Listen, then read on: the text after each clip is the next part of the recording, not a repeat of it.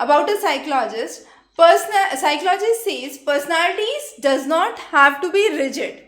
Personalities need not be rigid. In previous decades, psychologists believed that the personality traits you exhibited at an early age is likely to predict your behavior in the adult age. Now, the psychologist previously said that what you do in the childhood is a reflection of your adulthood. Today, the times have changed. Of course, you can change some of your traits. It's just hard work and efforts to make big changes.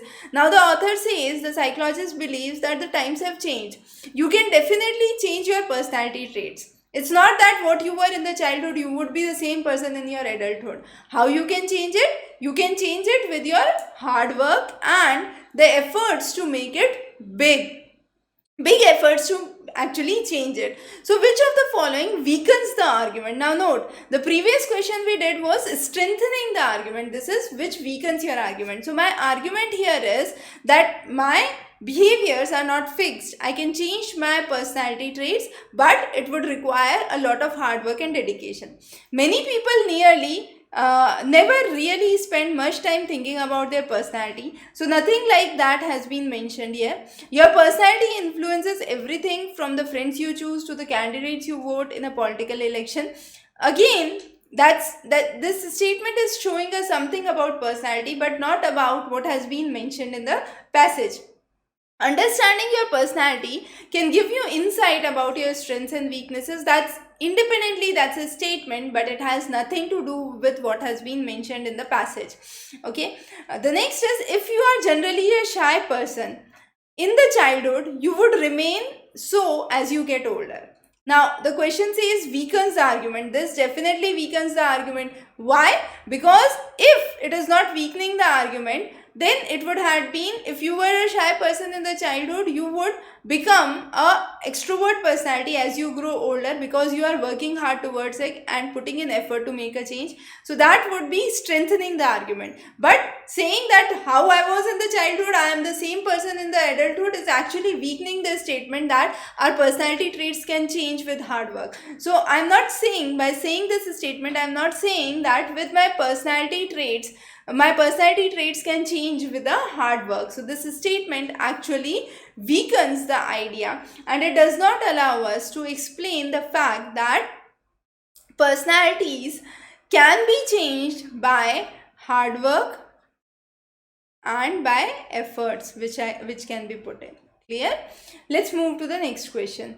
The next question is again an interesting question. In theory, there are 3 ways of educating children who are intellectually and academically more advanced than their peers. So this theory focuses only on those students who are gifted students, we can say, or who excel than the others. So there are 3 ways. How? You either accelerate them, differentiate them, or enrich them. Acceleration is where they are allowed to learn the material at a faster pace and rapidly through giving them the grades.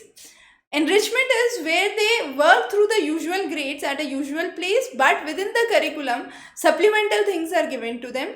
And differentiation is where they are accelerated or enriched within the regular classroom. So within the classroom, they are given different methods.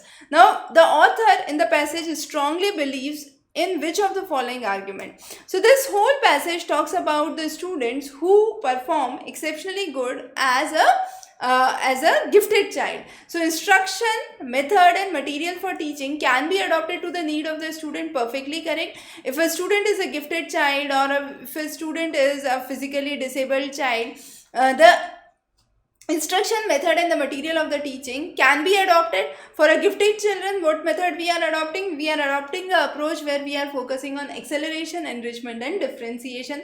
For a physically disabled person, the approach could be different. Special schools or classes enable gifted children to progress at a snail pace? No, not at all.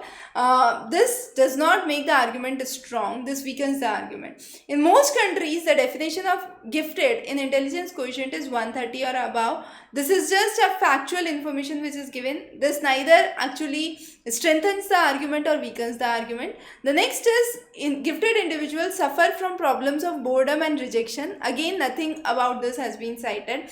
Now, even if the gifted children suffer from boredom or rejection, we are here focusing on what is the way through which the gifted children can be advanced. So children who are intellectually and academically more advanced than their peers, what strategy they can adopt, what strategy can be adopted in teaching them. So it's acceleration, enrichment and differentiation, as simple as that.